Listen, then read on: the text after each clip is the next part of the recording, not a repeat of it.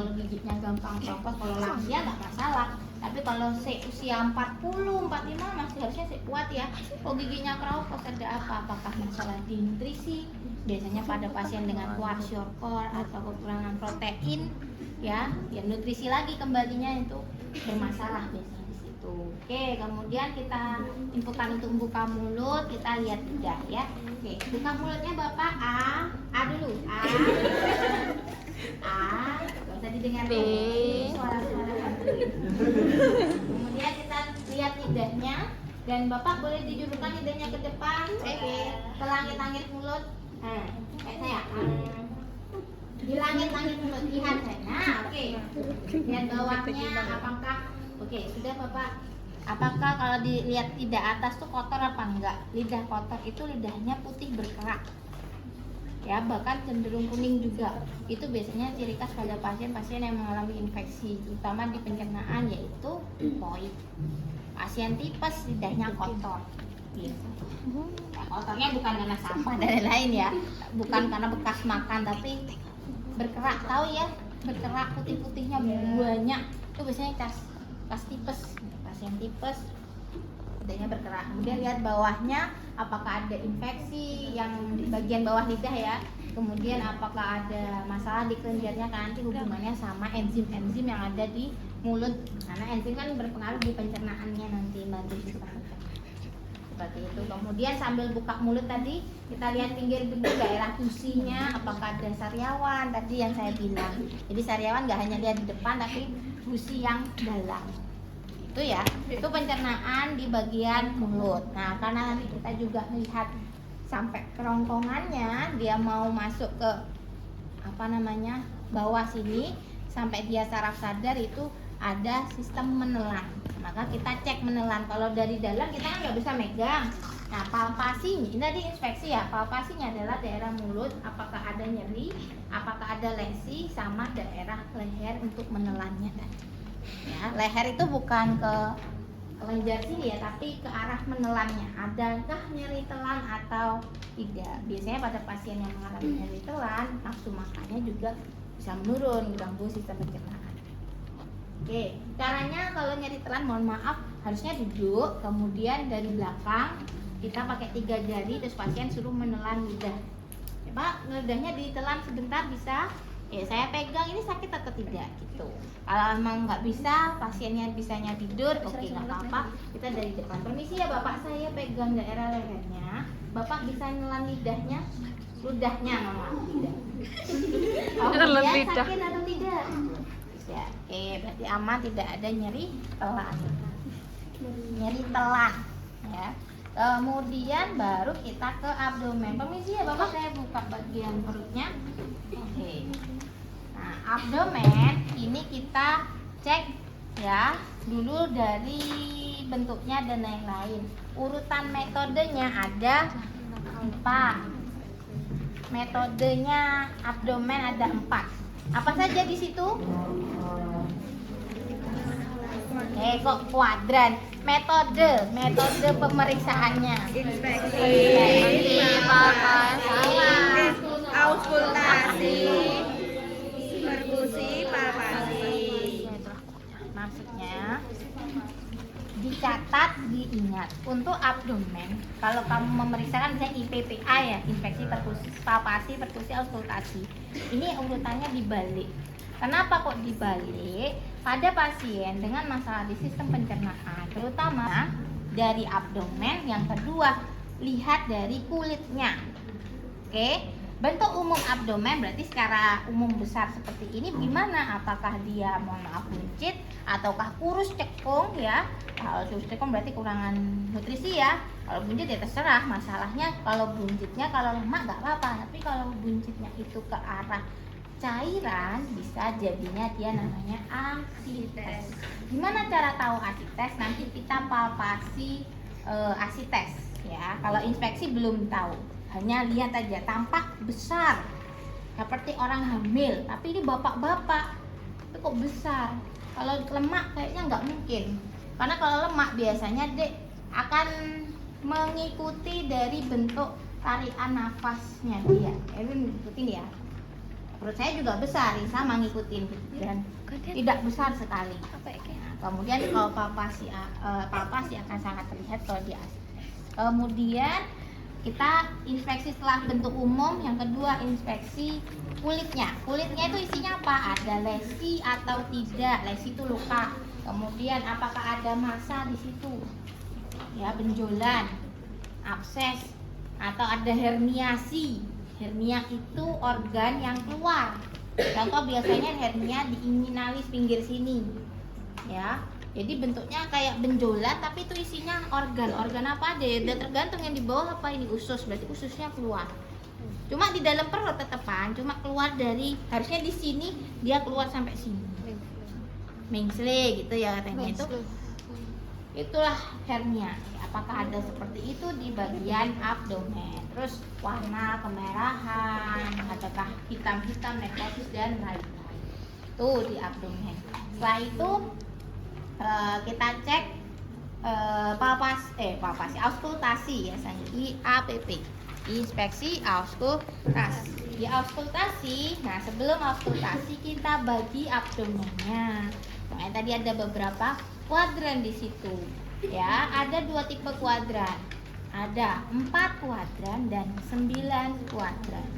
Oke, ada berapa? 4 sama 9. Yang pertama 4 itu titik tengahnya di umbilikal atau umbilikus di bagian pusar. Pusarnya sini, jadi ini titik tumpunya kalau dibagi 4. Ini, terus nanti dibagi vertikal dan horizontal.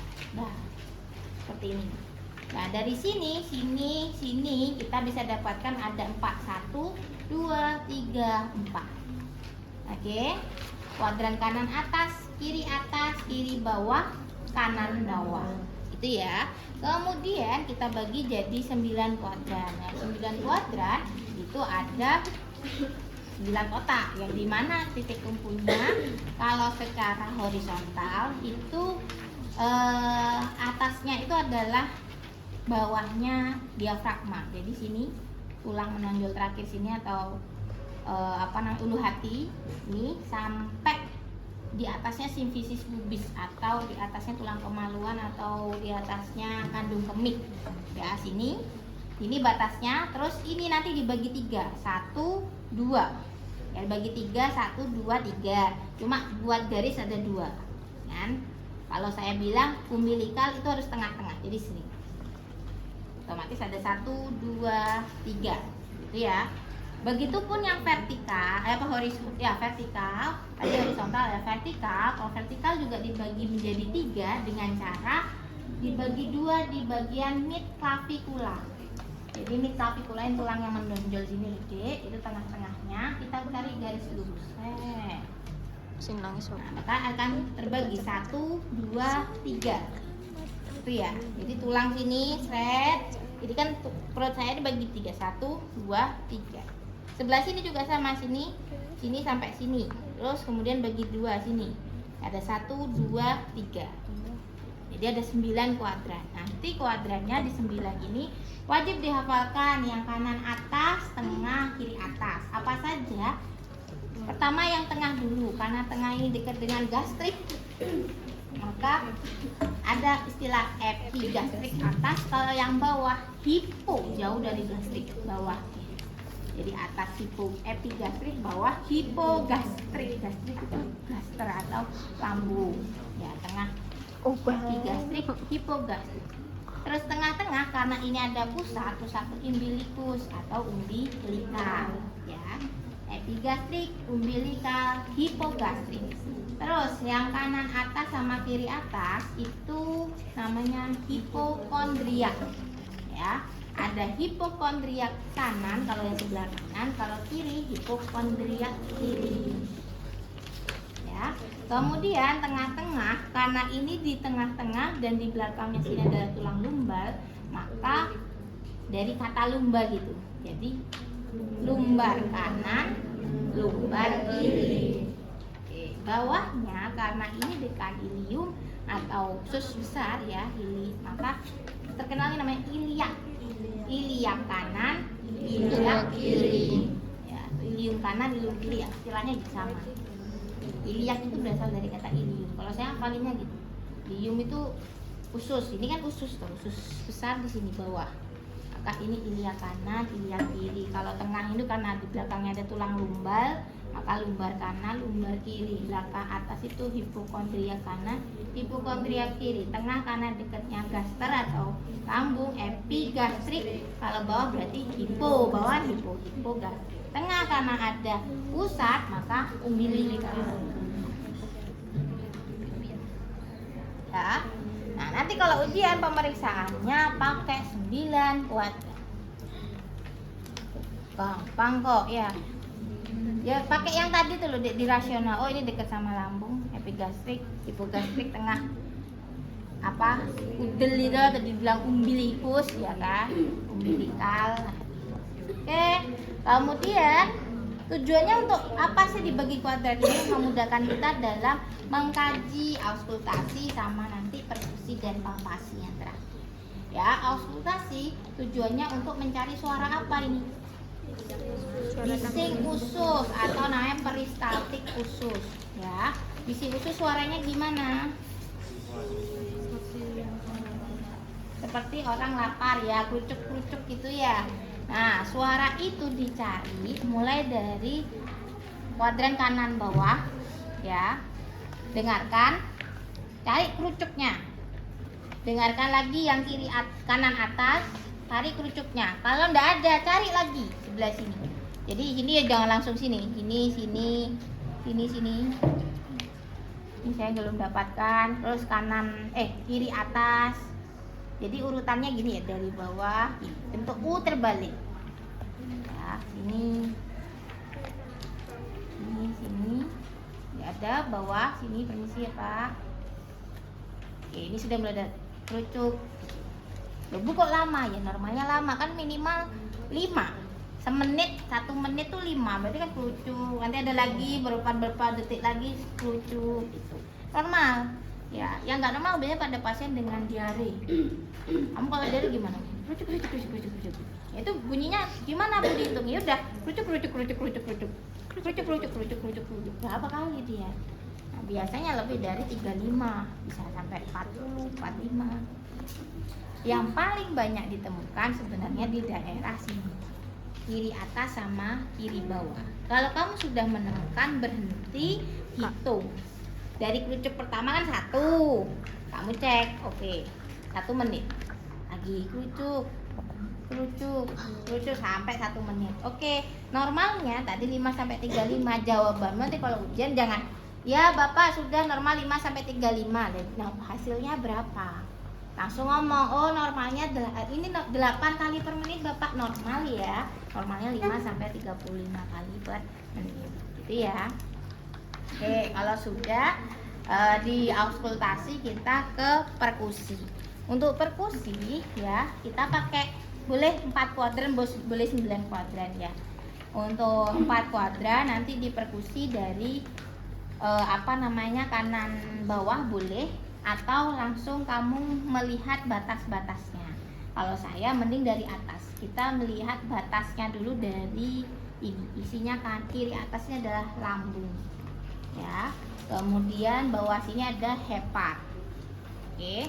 Nah, caranya lihat batas, kita perkusi mulai dari atas mendekati sela iga terakhir atau ICS ke-9. Ini yang 3 melayang ini loh Dek. Nah, itu kita cari 3 melayangnya sini. Sakit? Nah, kemudian kita cek ada atasnya di sela iga, kita perkusi. Suaranya pek ya ini ya. Ini peka masih ya. Berarti suara peka itu apa? Paru. Pek jantung. Atasnya lambung itu jantung Dek. Parunya tuh sini. Sini tuh soalnya ya ada paru, ya ada jantung, tapi atasnya jantung, atasnya paru nih jantung. Jadi waktu kita dari bawah kulit ya, kulit ini jantung sih, baru paru. Maka yang terdengar pertama tuh si jantung normalnya ya. Kalau sampai kok kedengarnya malah redup suaranya atau sono suaranya paru, berarti jantungmu mengecil atau jantungnya pasien mengecil. Normalnya sini ya, peka, ini peka. Peka masian, peka. Nah ini berubah ya, ini nggak terlalu mantul. Kalau peka tuh kayak kamu mukul kayu, jadi kan suaranya mantul. Nah ini kayak organ padat tapi isinya lembek gitu. Nah inilah dullness, suara lambung, dullness. Ya sambil nanya, sakit bapak? Sakit? Tidak. Ini suara dullness, benar ya, di sebelah perut kanan atas, kiri atas ini ada dullness, ada lambung. Terus mulai ke bawah, bawah lagi, beda lagi suaranya. Lebih mantul yang dullness suaranya daripada ini. Mendekati umbilikus ini beda suaranya. Inilah suaranya timpani. Timpani itu organ yang lunak, yaitu usus biasanya. Ya, suaranya nggak ada suaranya harus. Nah, kalau sampai ada suaranya berarti hipertimpani.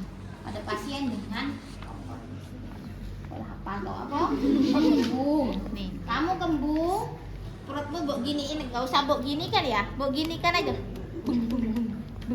Isinya udara. Ya, kalau ini normal ya.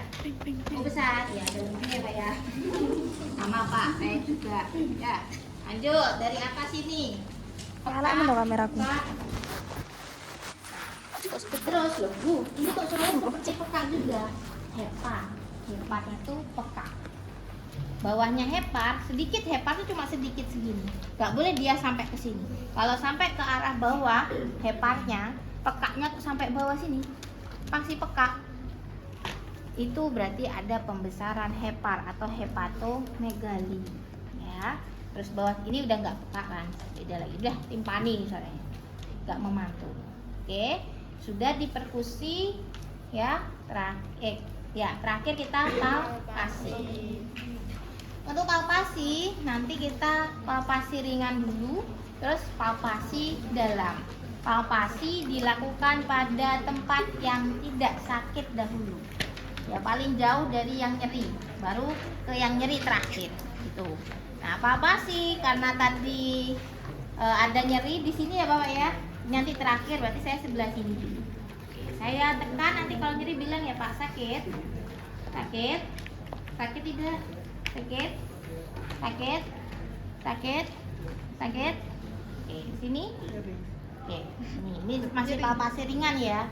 Kemudian kita kalau tadi saya bilang misalnya bentuknya besar seperti orang hamil, tapi saya curiga ini ada cairan, berarti takutnya ada asites, kita palpasi adanya asites. Caranya pakai dua tangan ya, satu tangan nanti nahan, satu tangan dorong, satu tangan nahan, satu tangan dorong. Permisi ya Bapak. Jadi nanti ini yang saya dorong sebelah kanan saya bakal ini stres. Kemudian kalau yang kebalikannya ini saya nahan, sini dorong stres. Kalau ini kelihatan kan lemak ya, maksudnya besarnya karena lemak, ini gak akan biur. Tapi kalau air, kamu seperti gelombang air, wing wing ke sini, wing wing wing. Nah, apakah kelihatan ada gelombangnya? Ya, itu ciri khasnya pasien dengan asites. Itu ya, jadi satunya dorong, satunya gitu. Atau miring, pasien kalau bisa. Pasien miring biasanya air itu kan ngikutin ketinggian ya, jadi dia akan turun ke bawah, itu bisa. Tapi kalau pasiennya pusing, ya udah gini aja kita atur yang itu, ya ada gelombang atau tidak. Palpasi ringan, palpasi dalam sekarang. Palpasi dalam kita ada dua organ utama, artisnya di palpasi dalam, atau kita sebut bimanual palpasi. Kerennya palpasi dalam itu katanya bimanual palpasi. Bimanual palpasi. Ya, bimanual palpasi yang pertama ada organ hepar, ada organ yang kanan atas ini hepar, kiri atas ini ada ini lambung, dan ada lagi namanya limpa. Yang biasanya sering pembesaran tuh limpa. Bukan limfe ya, kalau limfe itu pembuluh limfe. Ini limpa. Ya. Kamu tahu limpanya sapi? Gak pernah makan? Nggak. Beleh ya, kalau beleh sapi atau beleh apa itu ada namanya limpa. Ya. Seperti ini. Terus ini ada hepa. Terus nanti ada lagi palpasi dalam sebenarnya di sini di bawah samping kanan kiri umbilikus itu ada ginjal. Tapi ginjal itu sebenarnya letaknya di paling belakang pinggang. Ya, jadi kadang nggak teraba, cuma ketika kita palpasi dalam ginjal itu kalau pasiennya ada masalah ginjal nyeri sekali. Ya, karena ini sistem pencernaan nggak usah dipalpasi ginjal, cukup yang sama sistem pencernaan limpa dan hepa gitu ya. Sama nanti kalau ada nyeri perut kanan bawah nanti kita cek kanan bawah. Oke, yang pertama di hepa. Permisi ya Bapak, saya izin meraba bagian hatinya. Di sini hati saya raba. Nanti kalau saya tekan nyeri bilang ya. Satunya nahan yang bawah, yang atas menekan. Jangan nekan yang tulang iga terakhir ya, berarti bawahnya. Ini kita cari tulang iga terakhir. Oke, tulang iganya sini, berarti bawahnya. Kita tekan. Permisi ya Bapak, ke arah dalam. Sakit? Sakit? Nah, jadi nekannya gini. Bukan gini, tapi nekannya gini. Ya. Nah, kalau misalnya pasien ini nggak teraba ya, kan kosong ya gini. Harusnya nggak teraba gini, tapi kalau sampai baru gini, loh kok teraba? Bahkan biasanya sampai bawah gini. Kan nggak normal ya, berarti kita curiga ya ada pembesaran hepa. Ya, hepanya teraba dan pasien biasanya mengeluh sakit. Aduh Mbak, baru gini aja sesuatu. Ya, kalau sakit ya wis gak usah sampai sedalam. Cukup gini aja teraba ya sudah, berarti ada pembesaran. Kemudian di limpa juga sama, kita bisa tahan, kita palpasi. Ada pembesaran nyeri atau tidak? Ada, nggak ada dan tidak teraba. Terakhir kita karena pasien ngeluh nyeri perut kanan bawah, kita cek bagian kanan bawah. Ini ada organ apa saja Bu di sini biar kita tahu. Kalau kita bagi 4 kuadran ya, yang paling simpel 4 kuadran. Kanan bawah ini isinya ada usus besar, usus halus sebagian. Yang dimana usus besar ketemu usus halus ketemu usus besar, di situ ada namanya umbai cacing yang kemarin saya lihat di PPT saya, ada umbai cacing atau yang kita sebut usus. Ya di sini letaknya. Nah nanti naik sini nih usus besar, ya kolon ascendent, transversum, descendent. Oke, sini rektum dan yang lain. Nah, di sini berarti sini isinya apa? Di sini ya usus besar. Usus halus juga di sebelah sini karena dari sini dia nanti gini. Usus halus. Nah, sini usus halus, sini hepar. Berarti kalau nyeri kanan atas berarti kalau nggak usus besar, usus halus, hepar. Kemudian kiri atas ini usus besar juga ada, usus halus ya ada sebagian di sini dan apa di sini? Limpa sama apa lagi? Yang tadi kita jantung. Terus sebelah kiri bawah ada apa? Ada usus halus di sini? Nggak ada.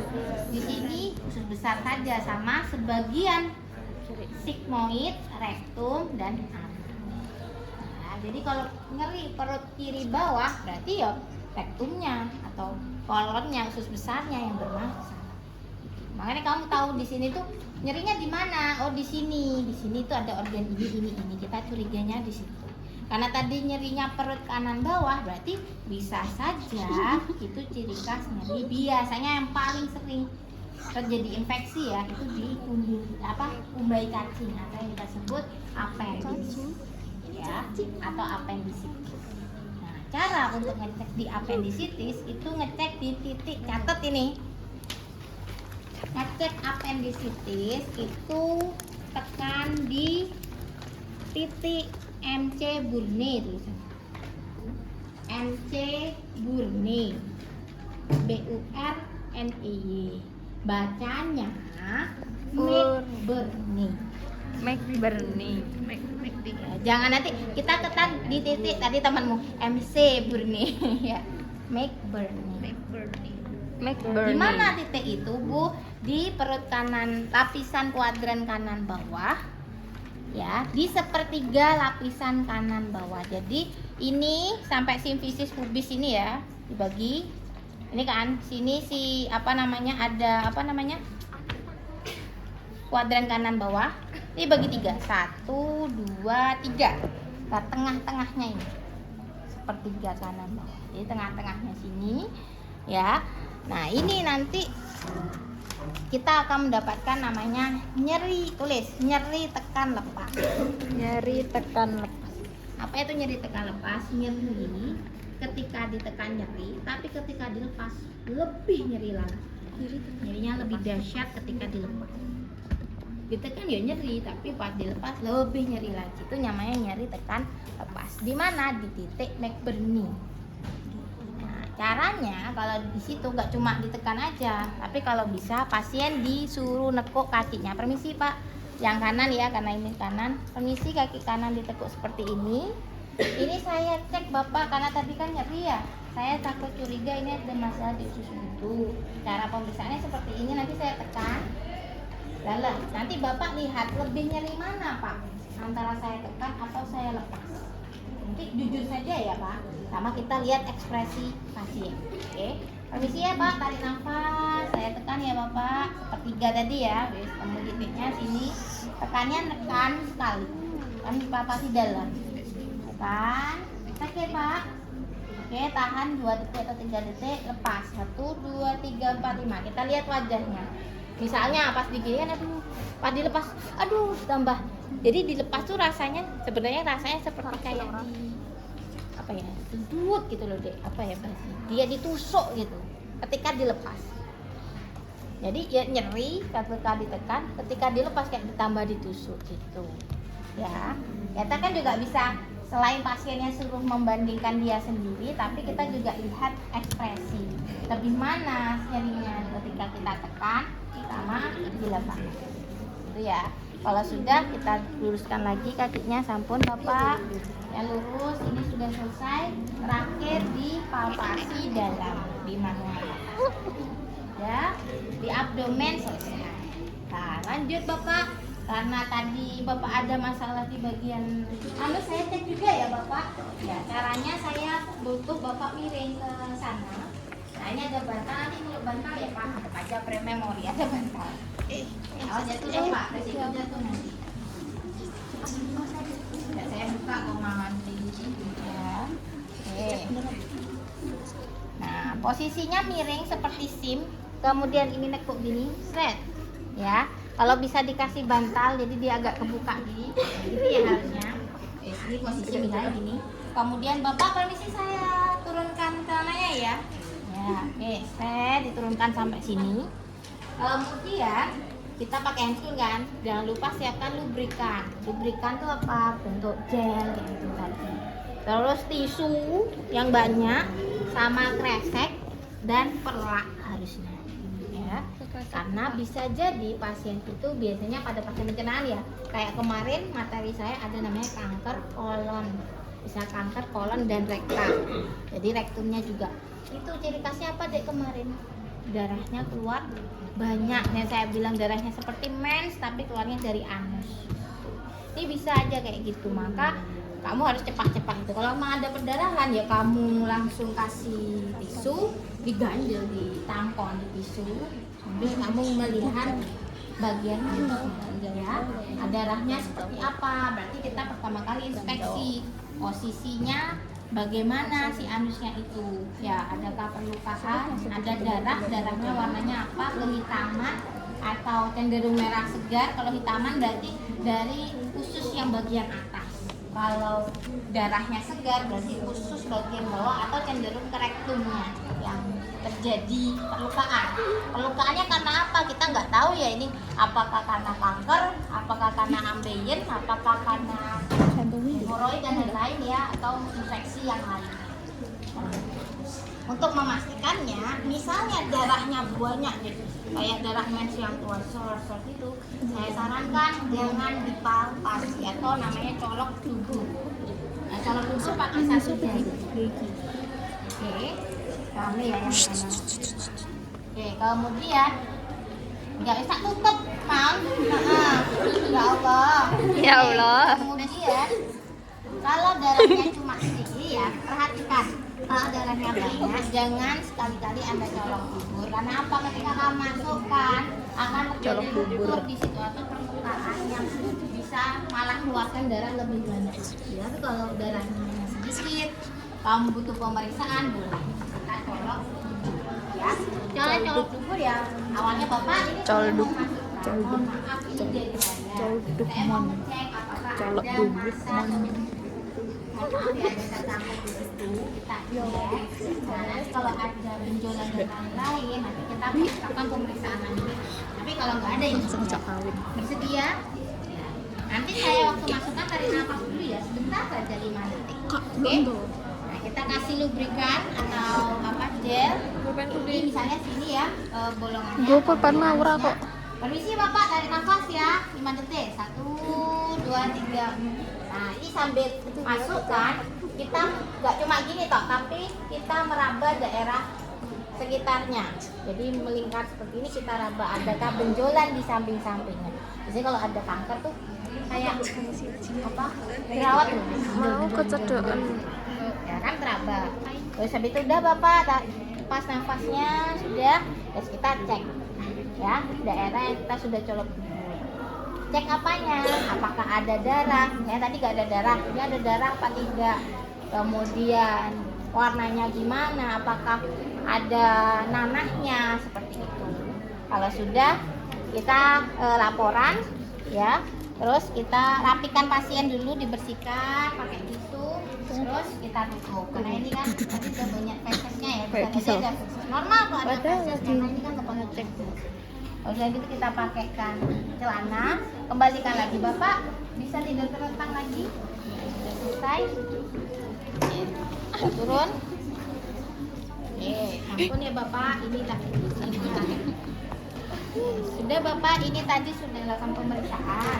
Hasilnya tadi di bagian abdomen memang ada nyeri tekan ya. Kita curigai tidak nabrak. Anda yakin? Ada apa Mbak?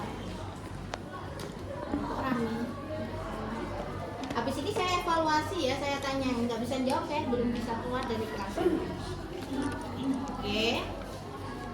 Oke, sudah bisa dilanjutkan. Sudah.